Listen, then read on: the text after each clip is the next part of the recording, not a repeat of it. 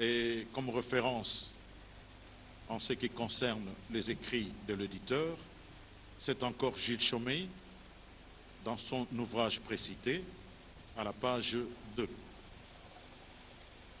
Le conseil de guerre évoque dans son jugement le fait, nous citons, que les nommés Kimbangu, en répandant des faux bruits de guérison et de résurrection, en se posant en envoyé de Dieu, jeta l'alarme dans l'esprit des populations indigènes, porta atteinte à la tranquillité publique, qu'il a affirmé son prestige en répandant de faux bruits de miracles, en tenant des séances de guérisseurs d'hommes et d'envoyés de Dieu dans son village.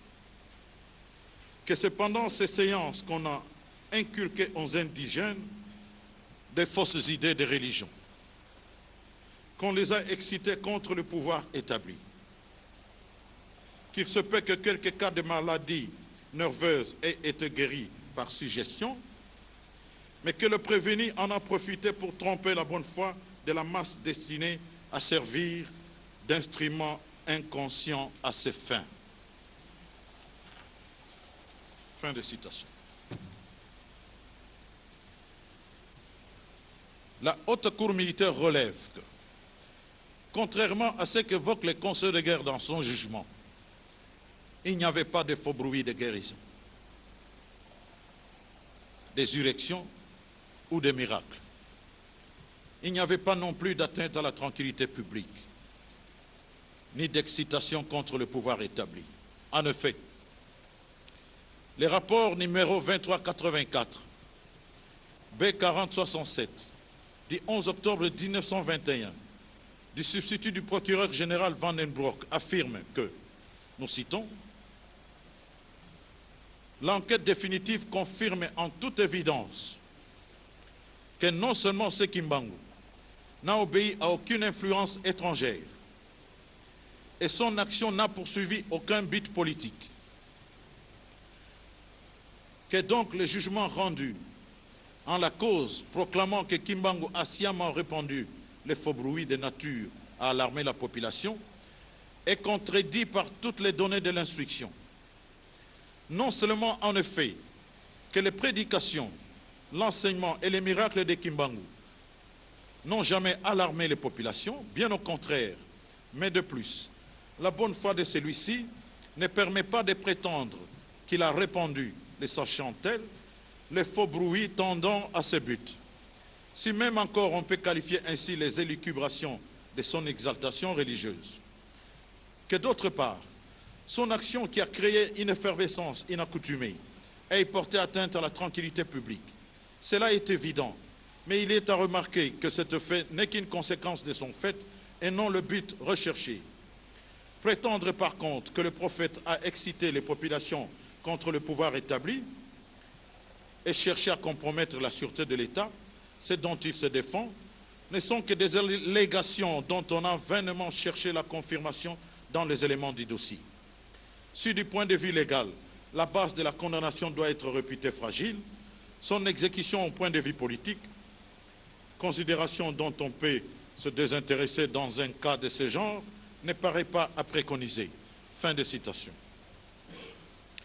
Dans ses commentaires, Gilles Chaumet dit qu'il était certain que toutes les conditions étaient réunies en Kamba pour que s'opèrent certaines guérisons, soulignant qu'à des aveugles, la vie était rendue. Les paralytiques se levaient et marchaient, et des muets se mettaient à parler. Comme référence, Gilles Chaumet, Opère et Citato, pages 13 et 14. Martin révèle dans ses commentaires que Kimbangu guérit à Gombe Kinsuka l'a nommé Kiantondo, en commun depuis plusieurs jours. Il s'ensuit d'autres miracles. Il s'en est suivi donc. D'autres miracles, notamment la résurrection de Dina, décédée en Tumba vers Tesville. Celle de Kiabeloa, Alphonse, âgé de 7 ans, et d'un enfant jumeau décédé en Zundu à l'âge de 3 semaines. Le recouvrement de la vue de M. Ngoma et la guérison d'un paralytique nommé Matukuba. comme référence Martin dans son ouvrage intitulé Simon Kimbangu, un prophète et son Église, édition du SOC, Lausanne, 1981, pages 62 et 63. Le Conseil de guerre retient en outre dans son jugement: le but poursuivi était celui de détruire l'autorité de l'État. La secte des prophètes doit être considérée, organisée pour porter atteinte à la sûreté de l'État, secte cachée sous le voile d'une nouvelle religion, mais tendant à démolir le régime actuel. La religion n'est qu'un moyen pour exciter et exalter la croyance des populations. Les foules impressionnées et poussées par la force du fanatisme doivent souvent servir d'instrument pour atteindre le but final.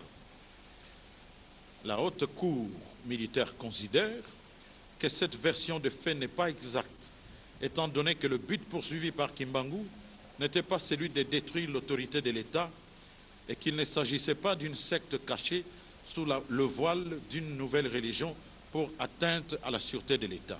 En effet, s'agissant particulièrement d'une secte sous le voile d'une nouvelle religion, l'administrateur territorial Morel eut l'impression que Kimbangu voulait créer une religion qui correspondait à la mentalité de Noir. Gilles Chaumet, Obside, page 30. Le révérend père rédemptoriste nommé Deron reconnaîtra que, nous citons, le kimbanguisme a laissé de bons effets. Les danses condamnées ont été enrayées. Les fétiches ont été jetés dans la rivière et dans la brousse. Fin des citations. C'est aussi Gilles Chaumet, au père Titato, pages 15 et 16. Pour le révérend père Dufonteny, les kimbanguistes sont si peu agressifs sur cette question religieuse que même louent notre enseignement. Le père n'enseigne que du bien. Sa religion est des dieux, mais la nôtre aussi. De deux côtés, c'est la religion des dieux, Malongi Manzambi. Nous sommes plus agressifs, Malongi Manzambi, ça veut dire les enseignements des dieux. Nous sommes plus agressifs puisque nous proclamons qu'ils sont dans l'erreur, ce qu'ils ne disent jamais de nous. Encore Gilles Chaumet, Obsite, page 19. Le révérend père Dufonteny fait ici les témoignages des kimbanguistes qui, à l'époque, soulignèrent le caractère divin de leur religion, en soutenant que la religion du Père est des dieux, mais la nôtre aussi. Des deux côtés, c'est la religion des dieux. Ce qui signifie que la religion de Kimbangu est d'inspiration divine au même titre que la religion catholique, et non une secte cachée sous la voile d'une religion nouvelle pour porter atteinte à la sûreté de l'État. Quant au but poursuivi par Kimbangu, le révérend Jennings de l'Église protestante disait, nous citons, « Moi, je trouve que l'enseignement de Kimbangu n'a rien de politique ni de soulèvement. » Ainsi de suite. Ici, nous avons comme référence Charles Iloankoy Kangasonge dans son ouvrage intitulé « Vie messianique et révolutionnaire de Simon Kimbangu » du 6 avril 1921 à nos jours, dans les éditions kimbanguistes, Kinshasa 2010, page 49. Le rapport du parquet général numéro 2384, bar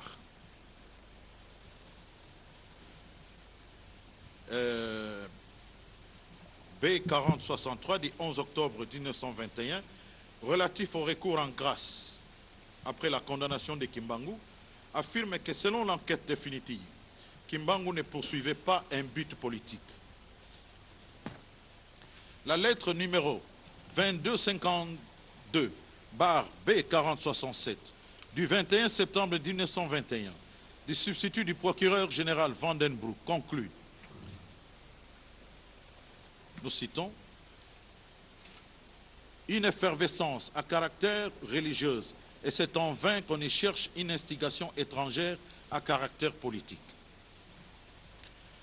Le jugement soutient enfin dans ses motifs que, nous citons, La doctrine de Kimbangu a été cause d'une grève manquée, d'abstention au travail d'un grand nombre de travailleurs, que s'il est vrai que l'hostilité contre les pouvoirs établis a été manifestée jusqu'à présent par des chants séditieux, injures, outrages et quelques rébellions isolées, il est pourtant vrai que la marche des événements pourrait fatalement conduire à la grande révolte.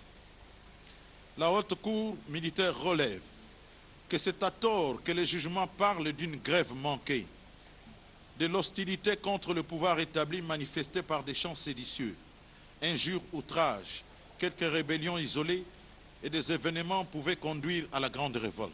Car, concernant la grève manquée, il s'agit plutôt de la désertion des ouvriers, des boys des maisons européennes, des travailleurs du chemin de fer et d'autres entreprises qui allaient vers Kimbangu. C'est vrai. On peut attendre. On attend qu'il arrive. Ça marche maintenant?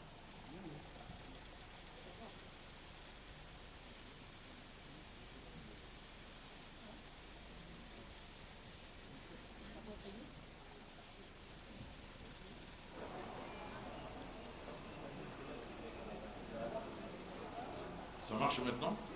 On peut continuer. Nous reprenons Adam. Nous reprenons ce que nous avons lu tout à l'heure. Le jugement soutient enfin dans ses motifs que la doctrine de Kimbangu a été cause d'une grève manquée, d'abstention au travail d'un grand nombre de travailleurs, que s'il est vrai que l'hostilité contre les pouvoirs établis a été manifestée jusqu'à présent par des chants séditieux, injures, outrages et quelques rébellions isolées, il est pourtant vrai que la marche des événements pourrait fatalement conduire à la grande révolte. La haute cour militaire relève que c'est à tort que les jugements parlent d'une grève manquée, de l'hostilité contre le pouvoir établi manifestée par des chants séditieux, injures, outrages, quelques rébellions isolées et des événements pouvant conduire à la grande révolte. Car, concernant la grève manquée, il s'agissait plutôt de la désertion des ouvriers, des boys des maisons européennes, des travailleurs du chemin de fer et d'autres entreprises qui allaient vers Kimbangu, soit par curiosité, soit pour écouter l'évangile, soit pour obtenir la guérison ou recevoir la bénédiction. Comme référence, Gilles Chaumet, Opsite, page 11 et 17. Et aussi, Charles Iloankoy, Opsite, page 44. D'ailleurs, les rapports numéro 38-63 du vice-gouverneur soutient qu'aucune violence n'est commise par les indigènes et la grève que l'on craignait au chemin de fer ne s'est pas produite. Il ressort aussi du rapport numéro 139/966-D du 28 août 1921 de M. Cornet, substitut du procureur près le parquet de première instance de Boma, que Kimbangu possédait par la force divine, enseignait et guérissait en Kamba où les foules affluaient pour entendre ses enseignements et obtenir la guérison de ces dont elles souffraient. S'agissant de l'hostilité contre le pouvoir établi, des chants séditieux, injures, outrages, de quelques rébellions isolées et des événements pouvaient conduire à la grande révolte. Le révérend Jennings de l'Église protestante le refute en disant, nous citons, « Moi je trouve que l'enseignement de Kimbangu n'a rien de politique ni de soulèvement. L'enseignement de Kimbangu condamne le fétiche, les danses lascives, la polygamie. Kimbangu enseigne à son peuple l'amour du prochain, l'obéissance à la hiérarchie et le respect des commandements de Dieu. Personnellement, je ne vois pas la raison pour laquelle nous voulons à tout prix combattre cet homme. Vous dites que le mouvement de Kimbangu pourrait provoquer une insurrection. Or, vous savez autant que moi, depuis que Kimbangu parle de son église, il n'y a pas eu de révolte de ses adeptes.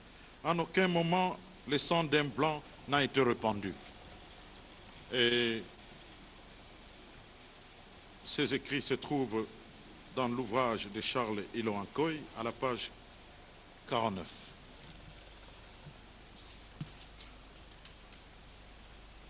En outre, Gilles Chaumet, dans son ouvrage intitulé « La passion de Simon Kimbangu », conteste dans ses commentaires les accusations de la revue catholique, La Voix du Rédempteur, selon lesquelles les mouvements du prophète avaient semé l'agitation et l'émeute à l'Équateur et ailleurs, en les qualifiant de faux bruits lancés par cette revue, étant donné que selon lui, les révoltes de Momboyo et de Sankuru n'avaient pas les moindres liens directs ou indirects avec la religion nouvelle.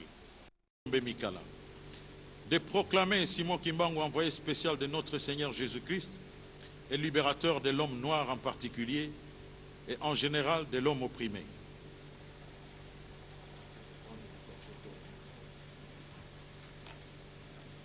Je m'excuse.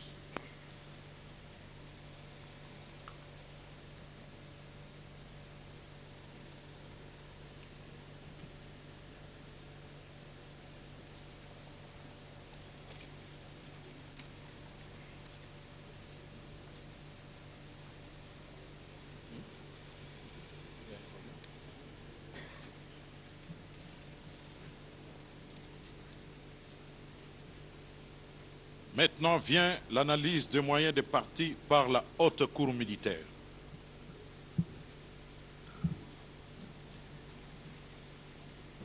De l'analyse des moyens des partis par la haute cour militaire. D'entrée des jeux, la haute cour militaire fait remarquer que le pouvoir en révision est destiné à corriger les erreurs judiciaires de fait.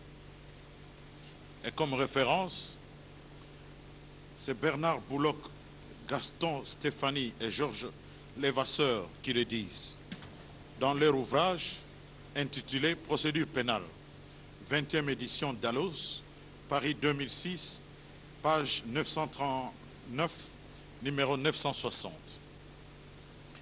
Avant d'analyser les moyens présentés par les partis, il convient de rappeler d'abord la base légale de la révision. Comme les fondements de la requête reposent sur les faits nouveaux, il y a lieu d'en examiner aussi l'acception propre au regard de la jurisprudence et de la doctrine. Au plan légal, l'article 310 du Code judiciaire militaire dispose ce qui suit. La révision peut être demandée, quelle que soit la juridiction militaire qui a statué, par toute personne reconnue auteur d'une infraction relevant de la compétence des juridictions militaires, lorsque 1.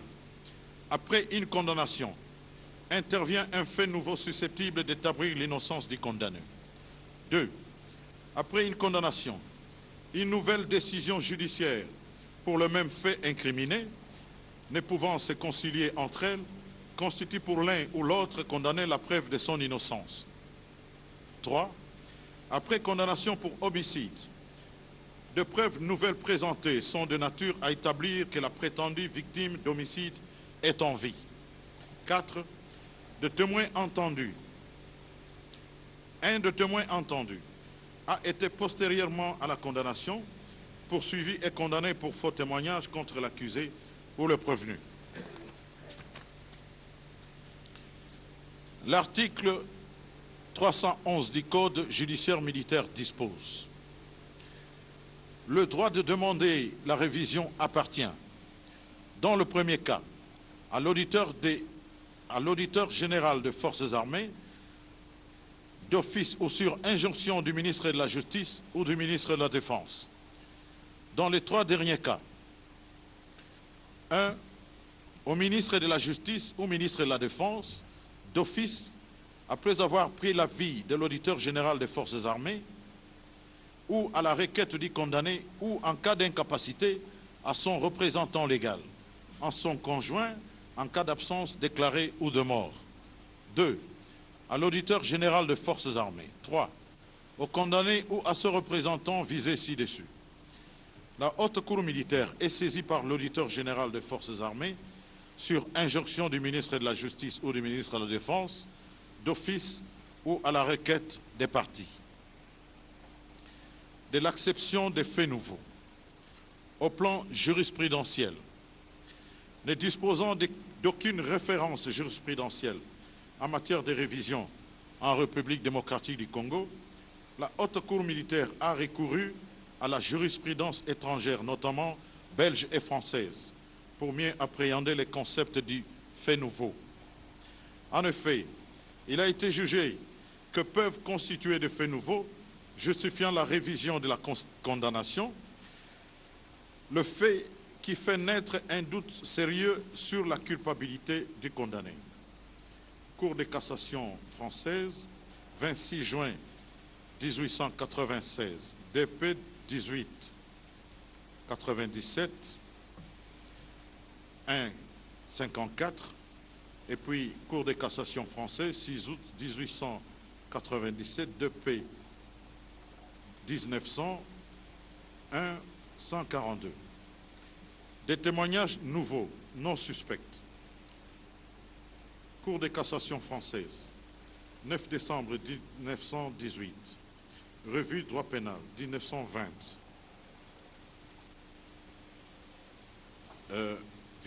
29. Et puis, une autre jurisprudence du 15 mai 1924, publiée au bulletin criminel, page 209. Une autre du 17 janvier 1900, Sirey, et puis de 1902,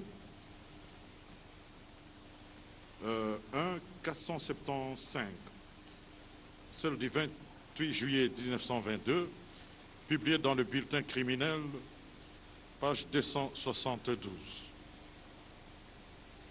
Ensuite, il y a la découverte d'une pièce, selon la jurisprudence, ou d'une preuve qui établit l'inexistence de l'un des éléments du crime ou du délit pour lequel a été prononcée la condamnation. Cassation décembre 1919, revue du droit pénal 1910, page 176.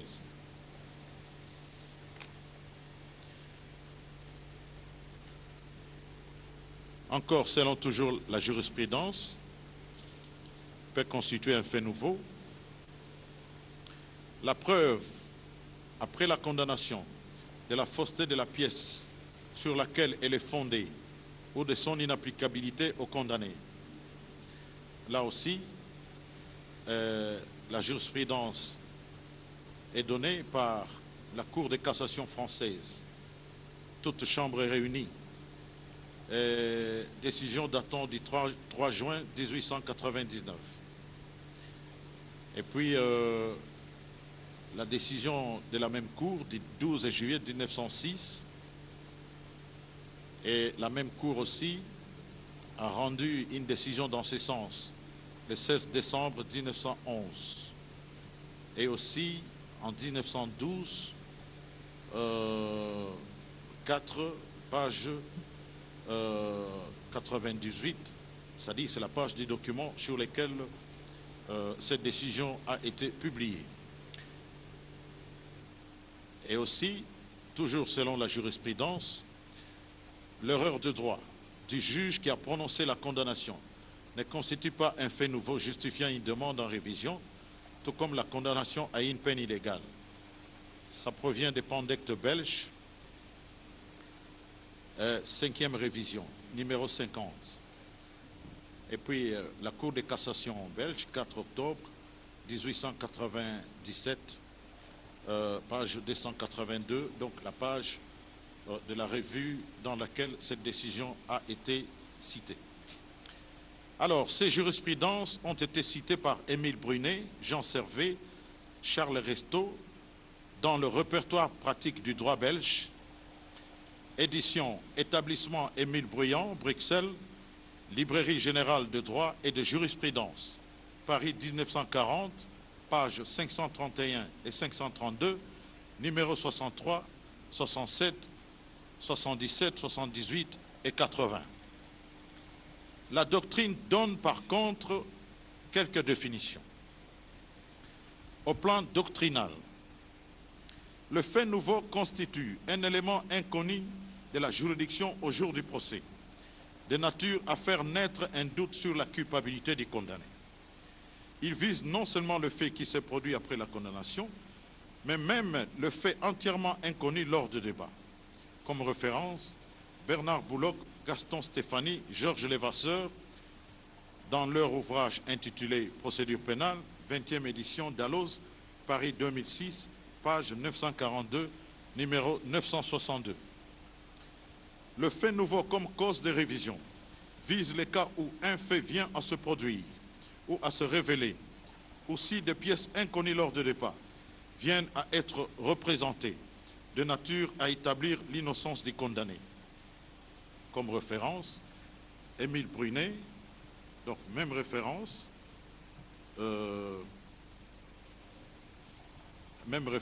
que le répertoire du droit belge qui a cité les jurisprudences que nous avons énumérées. Donc, il s'agit d'Émile Brunet, Jean Servet, Charles Resto, dans le répertoire pratique du droit belge, édition et établissement Émile Bruyant, Bruxelles, Librairie générale de droit et de jurisprudence, Paris 1940, page 530, numéro 56. On peut retenir aussi comme fait nouveau la disparition d'une condition de la responsabilité ou d'un élément constitutif de l'infraction. Il peut s'agir de l'interprétation nouvelle d'un fait déjà connu. Et ici, il y a Jean Pradel, procédure pénale, édition Coujas, Paris 2004, numéro 10, page 871.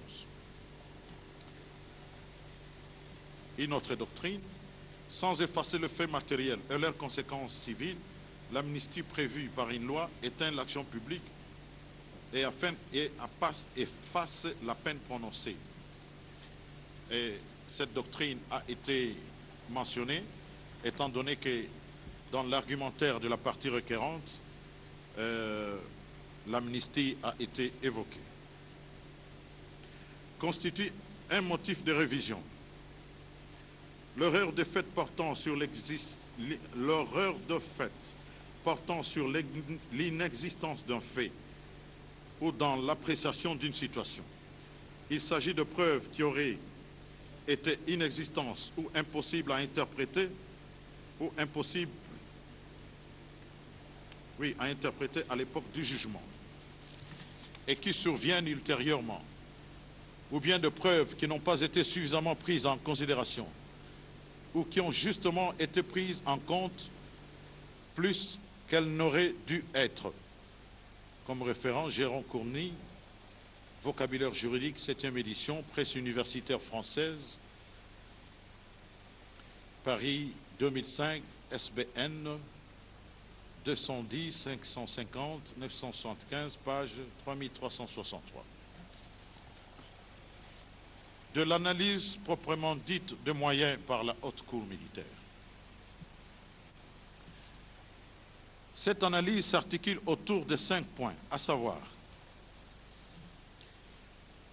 les dénonciations de la violation de la loi, les actes de réhabilitation de Simon Kimbangu, les moyens tirés de la lettre du 28 septembre 1921 du commandant de Rossi au gouverneur, les moyens tirés de l'arrêté numéro 22-11/846 du 25 août 1959, les moyens tirés des positions et réactions exprimées sur l'activité de Simon Kimbangu et des pièces du dossier au regard du jugement de condamnation, des dénonciations de la violation de la loi. La violation de la loi évoquée par la partie requérante concerne l'institution du régime militaire mitigé sur le territoire de Thèsville et de Louosi, violant les principes de non-rétroactivité de la loi. La compétence du Conseil de guerre siégeant en Thèsville, dépourvue de fondements légaux sur le plan matériel. La procédure suivie devant cette juridiction d'exception, violant les droits de la défense. L'instruction tant préjudicielle que juridictionnelle, violant l'article 35 de la loi du 15 juin 1899 portant code de procédure pénale. La tentative d'exécution du jugement prononcé le 3 octobre 1921, violant la loi en matière d'exécution des peines de mort prononcées par les juridictions militaires.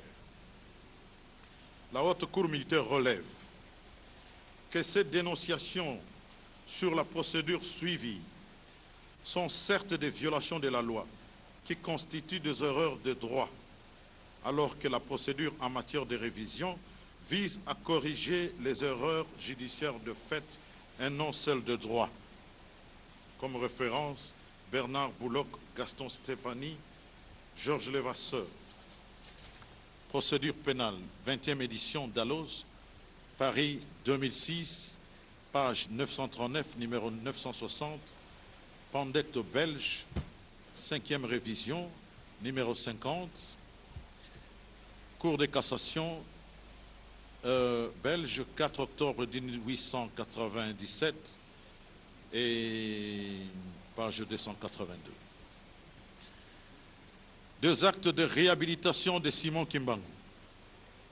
La partie requérante évoque comme acte de réhabilitation l'octroi par l'ordonnance du 1er décembre 1960 de la personnalité civile à l'association Église de Jésus-Christ sur la terre par le prophète Simon Kimbangu.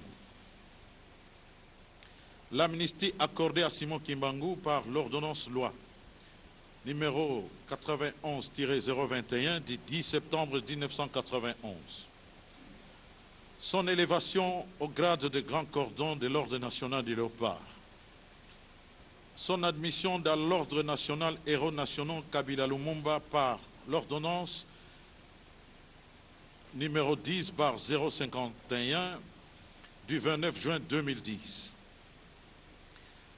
La Haute Cour militaire estime que l'octroi, le 1er décembre 1960, de la personnalité civile à l'association Église de Jésus-Christ sur la terre par le prophète Simon Kimbangu, l'élévation du prophète au grade de grand cordon de l'Ordre national du Léopard et son admission dans l'Ordre national Héros nationaux Kabila Lumumba par ordonnance numéro 10/051 du 29 juin 2010 ne constituent pas une preuve de l'innocence. Elles sont plutôt des mesures politiques qui ne concordent pas avec les principes de la révision que pose la loi, la jurisprudence et la doctrine. Quant à l'amnistie lui accordée par ordonnance loi numéro 91-021 du 10 septembre 1991, la Haute Cour militaire relève que l'amnistie ne constitue pas une preuve de l'innocence d'un condamné, étant donné qu'elle n'efface pas les faits matériels et leurs conséquences civiles. Elle éteint plutôt l'action publique et efface la peine prononcée. Comme référence, Raymond Guillien et Jean Guinchard, Lexique de termes juridiques, 17e édition Dalloz, Paris 2009, à la page 4.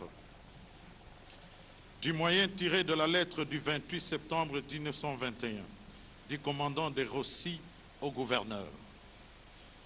Le ministère public, dans ses réquisitions, comme la partie requérante dans ses conclusions, ont chacun évoqué cette lettre au contenu ci-après. J'ai fixé l'audience de l'affaire Kimbangu pour demain 29. C'est une affaire simple, si l'on veut, au fond, mais très difficile en droit, ainsi de suite. Le contenu de cette lettre a été donné plus d'une fois. Le ministère public se demande si cette autorité judiciaire pouvait faire un rapport relatif à ses fonctions judiciaires, à l'autorité administrative dès lors que ce domaine échappe à son autorité. Non, répond-il, ce comportement peut être sanctionné en les considérant ethniques comme un motif de révision de ce jugement. La Haute Cour militaire estime que l'organe de la loi n'ayant pas intégré les comportements du juge dans le fait nouveau, elle se déclare non saisie de ce nouveau motif avancé par lui. Le plaidant, pour sa part, pense que cette lettre constitue un fait nouveau et que la Haute Cour peut annuler le jugement incriminé, d'autant plus qu'il a été jugé que les condamnés doivent faire état d'un fait, d'un moyen de preuve ou d'une circonstance qui aurait pu modifier le sens de la décision incriminée. La Haute Cour constate, par contre, que la lettre du commandant de Rossi ne nie un fait, ni une pièce inconnue lors du débat, d'autant plus qu'elle émane du juge du conseil de guerre de Thèsville, qui n'est autre que le commandant de Rossi lui-même. Référence, Émile Brunet, Jean Servet, Charles Resto, Opere Citato, page 530, numéro 56. Par conséquent, la Haute Cour militaire estime que par rapport à la doctrine, cette lettre n'est pas un fait nouveau et que ce moyen n'étant pas fondé, le rejette. Du moyen tiré de l'arrêté numéro 2211/846 du 25 août 1959. Cet arrêté qu'évoque le ministère public et la partie requérante abroge celui numéro 427/SEC AO du 16 novembre 1937 qui dissout l'Église kimbanguiste. En son article premier ainsi libellé. L'arrêté numéro 427 SEC AO du 16 novembre 1937 est abrogé en tant que mesure de dissolution portée en son article premier visant les kimbanguistes.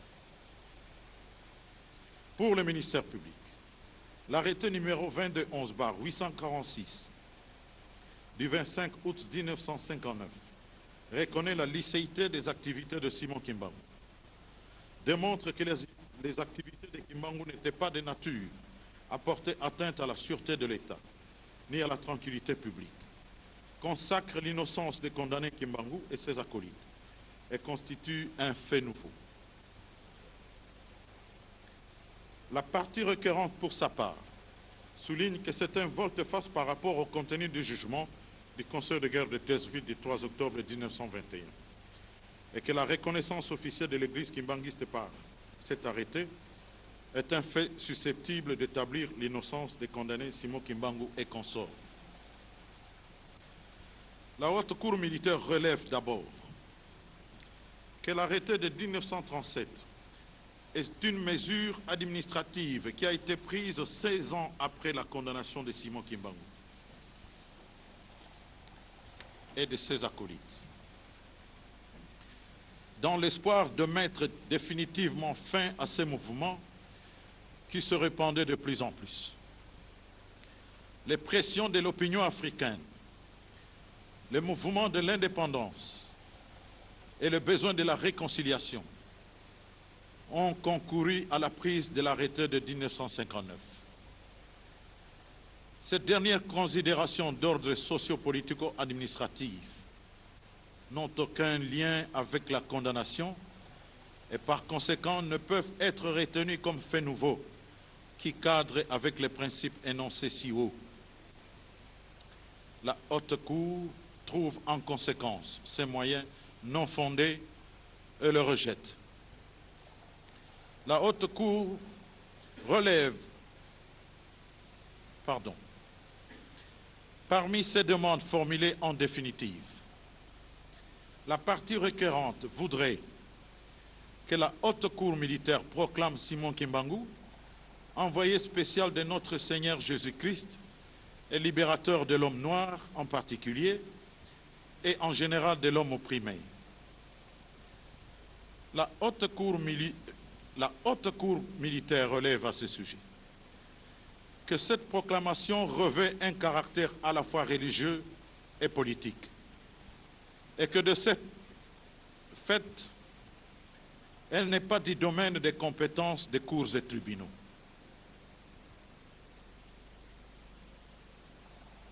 Des moyens tirés de positions et réactions exprimées sur l'activité de Simon Kimbangu et des pièces du dossier au regard du jugement de condamnation.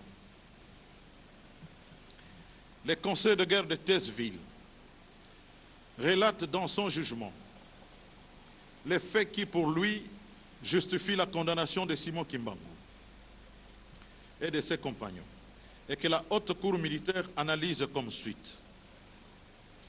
Le Conseil de guerre, dans son jugement, affirme qu'il est établi que le 11 mai 1921, au village d'Inkamba, l'administrateur du territoire des Cataractes Sud dut subir les volontés des prophètes, de leurs aides et des bandes d'indigènes qui étaient réunis.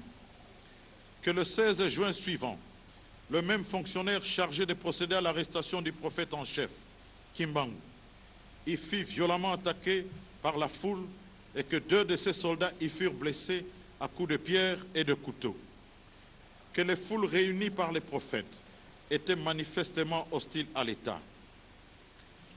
La haute cour militaire relève que cette affirmation n'est pas conforme aux faits réels, puisqu'elle est contredite par l'administration coloniale de l'époque et par le révérend père Dufontaine. En effet, Monsieur le vice-gouverneur Rutten affirme qu'il ne régnait à Léopoldville aucune inquiétude et qu'il n'avait pas connaissance d'une agitation ou d'un mécontentement quelconque, et encore moins de la constitution d'une armée de Noirs. Référence Gilles Chaumet, La Passion de Simon Kimbangu, c'est son ouvrage donc qui est ainsi intitulé. 1921-1951, édition Les Amis de Présence Africaine, Bruxelles, 1959, page 31. Monsieur Deleval, commissaire des districts, refusa de prendre des mesures de rigueur. Encore Gilles Chaumet, Opère et Chitato, page 30.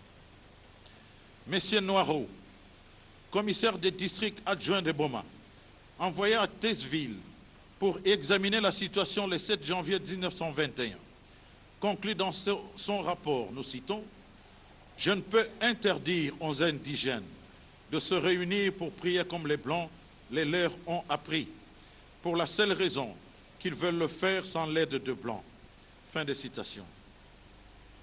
Référence, journal Patentatu, numéro 89, du 12 octobre 2010, pages 5 et 6. Monsieur Morel, administrateur du territoire de Tesseville, ne voulait pas prendre la responsabilité d'arrêter Kimbangu, ne voyant pas comment justifier une telle arrestation. Encore Gilles Chaumet, Obsite, page 30. L'administration coloniale pouvait conduire à la grande révolte. Le révérend Jennings de l'Église protestante le refute en disant, nous citons, « Moi je trouve que l'enseignement de Kimbangu n'a rien de politique ni de soulèvement. L'enseignement de Kimbangu condamne le fétiche, les danses lascives, la polygamie. Kimbangu enseigne à son peuple l'amour du prochain, l'obéissance à la hiérarchie et le respect des commandements de Dieu. Personnellement, je ne vois pas la raison pour laquelle nous voulons à tout prix combattre cet homme. Vous dites que le mouvement de Kimbangu pourrait provoquer une insurrection. Or, vous savez autant que moi, depuis que Kimbangu parle de son église, il n'y a pas eu de révolte de ses adeptes. En aucun moment, le sang d'un blanc n'a été répandu. Et ces écrits se trouvent dans l'ouvrage de Charles Iloankoy à la page 49.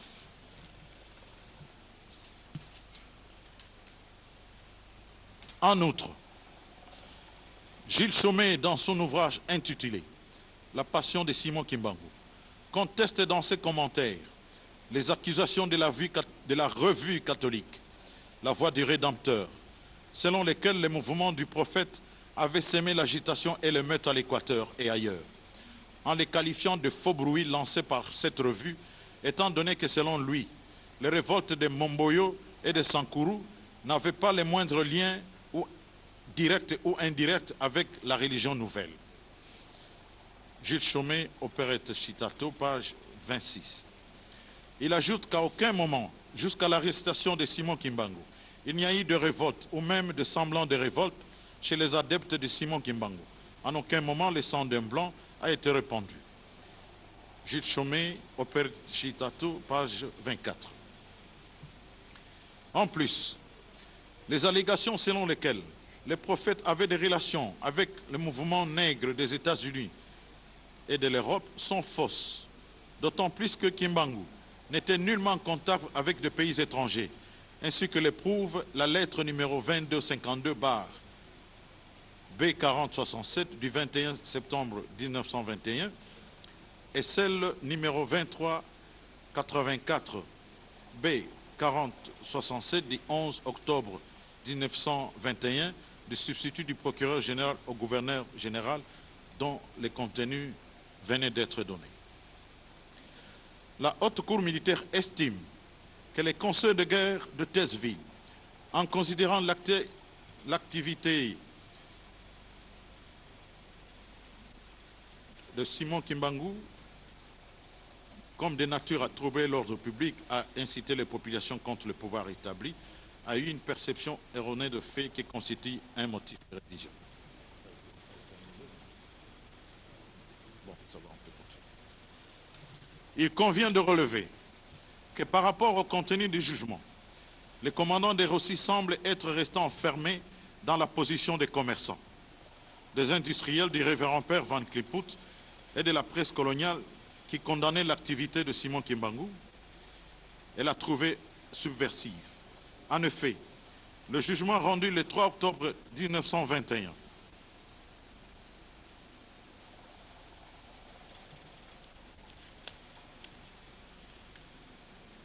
à Tazeville reprend de larges extraits de la lettre du révérend père Van Kliput adressée au vice-gouverneur dont voici le contenu.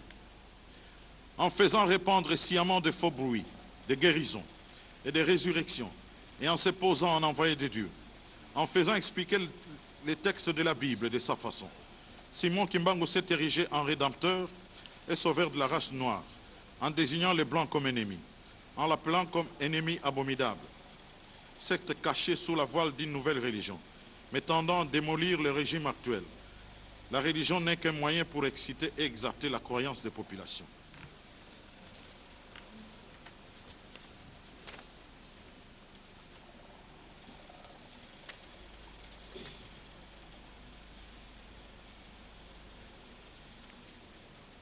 Il s'avère cependant que les missionnaires catholiques susnommés étaient plus préoccupés par la réussite de leur mission religieuse que par des questions sécuritaires, puisqu'ils exigèrent des mesures destinées à reconstituer les effectifs de leurs églises et de leurs catéchuménats, comme l'ont affirmé les auteurs qui venaient d'être cités.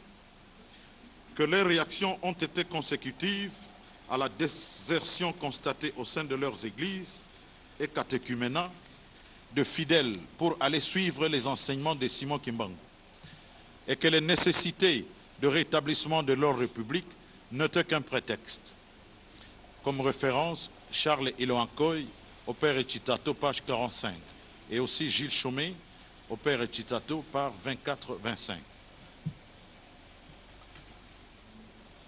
Les réactions des commerçants et industriels étaient plus motivées par leurs intérêts économiques et commerciaux et non sécuritaires lorsqu'ils disent, nous citons, « l'exécution de Kimbangu redonnera au commerce un peu de prospérité ». Fin de citation. Et que ces réactions étaient consécutives, nous citons, à la désertion de leurs travailleurs constatée au sein de leurs entreprises comme Sonatra, Citas, Huileries du Congo belge, Cimenterie de Lukala, et tant d'autres. Fin de citation, c'est toujours Jules Chaumet, au père Echitato, page 26-28. La position de la presse coloniale a les mêmes motivations que les commerçants industriels, puisqu'ils avaient aussi des intérêts commerciaux à défendre. Les différentes prises de position des commerçants industriels, de quelques missionnaires catholiques et de la presse coloniale sont en somme intéressés et liés aux intérêts susvisés.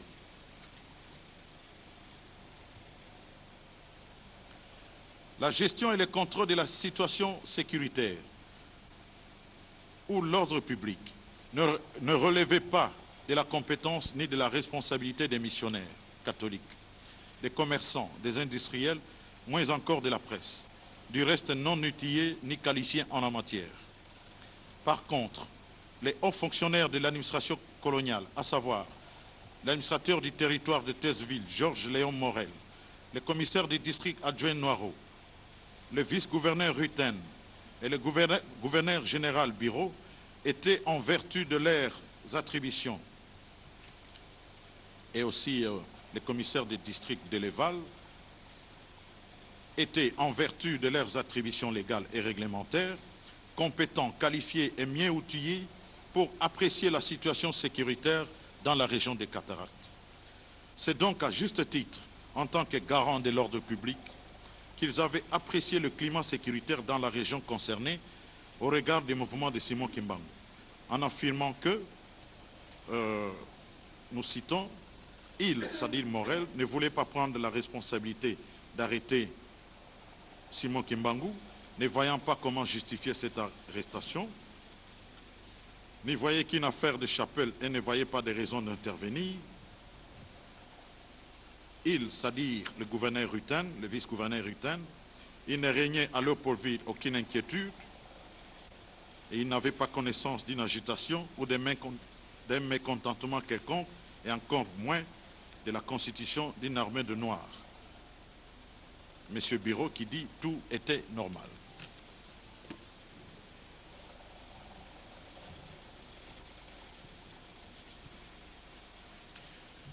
Sous l'impulsion du nouveau vice-gouverneur nommé pour la province du Congo-Kasaï, en la personne de M. Dessan et du remplaçant du juge civil de Nice à Thèseville, le commandant de Rossi, tous deux réputés très durs, la région de Thèseville est placée sous le régime militaire mitigé et s'en suivra l'arrestation et la condamnation de Simon Kimbangu et de ses compagnons, alors que les autorités administratives et judiciaires qui avaient examiné cette affaire avant n'avaient retenu aucune charge contre l'activité du prophète.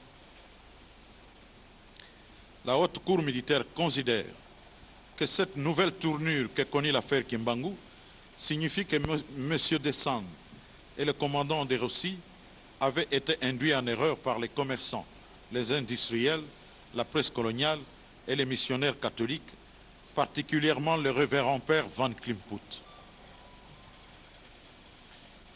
D'ailleurs, les témoignages des autorités administratives comme Rutten, Deleval, Noireau, Morel et celui du révérend Jennings démontrent que le juge avait eu une perception erronée de fait.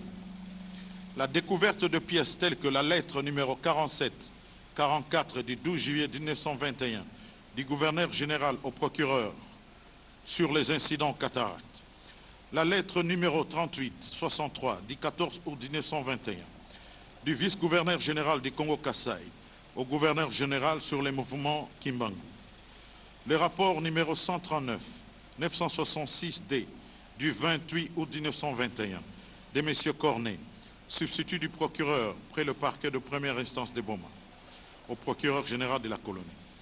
La lettre numéro 2252 B4067 du 21 septembre 1921 d'un substitut du procureur général au gouverneur général sur les mouvements Kimbangu.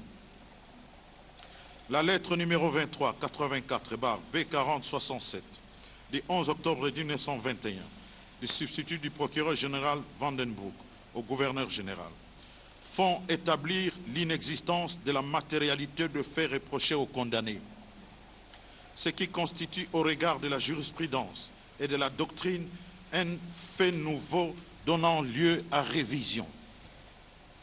Car il a été jugé que peuvent constituer des faits nouveaux justifiant la révision de la condamnation, des témoignages nouveaux non suspects.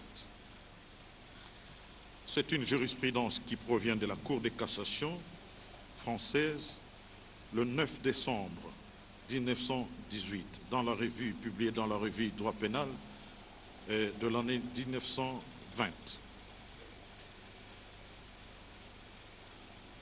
Une autre jurisprudence, la découverte d'une pièce ou d'une preuve qui établit l'inexistence de l'un des éléments du crime ou du délit pour lesquels a été prononcée la condamnation.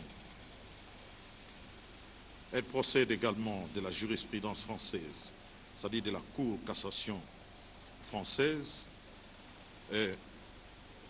dont la décision est intervenue le 22 avril 1898 et publiée en 1900 et trouvable à la page 137 de la revue qu'il a publiée. Et aussi la décision rendue par la même Cour le 15 février 1924, publiée dans le bulletin criminel à la page 74. La décision rendue par la même Cour le 4 juin 1915, publiée dans le bulletin criminel à la page 120. La même Cour cassation a rendu une décision dans ce sens le 2 décembre 1919, dans la revue, publiée dans la revue du droit pénal de 1910 et à la page 176.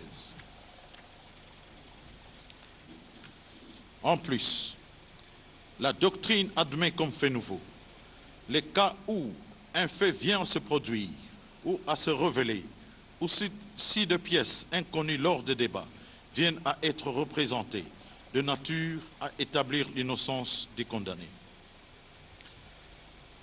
C'est Émile Brunet, Jean Servet, Charles Resto, dans leur ouvrage intitulé « Répertoire pratique du droit belge ». Édition Établissement Émile Bruyant, Bruxelles, Librairie générale de droit et de jurisprudence, Paris 1940, page 530, numéro 56, que cette doctrine est trouvable. La doctrine admet aussi, comme fait nouveau, une erreur de fait portant sur l'inexistence d'un fait. Comme référent Jérôme Cornu, vocabulaire juridique, 7e édition, presse universitaire française. Paris 2005, SBN 210 550 975, page 3363. Ces moyens liés aux positions et réactions exprimées sur l'œuvre de Simon Kimbangu, ainsi que de pièces réunies au regard du jugement du Conseil de guerre de Thèsville, sont pour la haute cour militaire fondés. À la lumière de l'analyse des moyens tirés des positions et réactions exprimées sur l'activité de Simon Kimbangu et des pièces du dossier, au regard du jugement de condamnation, la haute cour militaire dira fonder le pourvoi en révision introduit par l'auditeur général des forces armées de la République démocratique du Congo contre le jugement du Conseil de guerre de Thèsville rendu le 3 octobre 1921 ayant condamné Simon Kimbangu à la peine de mort, commué à la servitude pénale à perpétuité et ses disciples à des peines de servitude pénale allant de 2 à 20 ans, annulera le jugement entrepris et déchargera la mémoire de mort.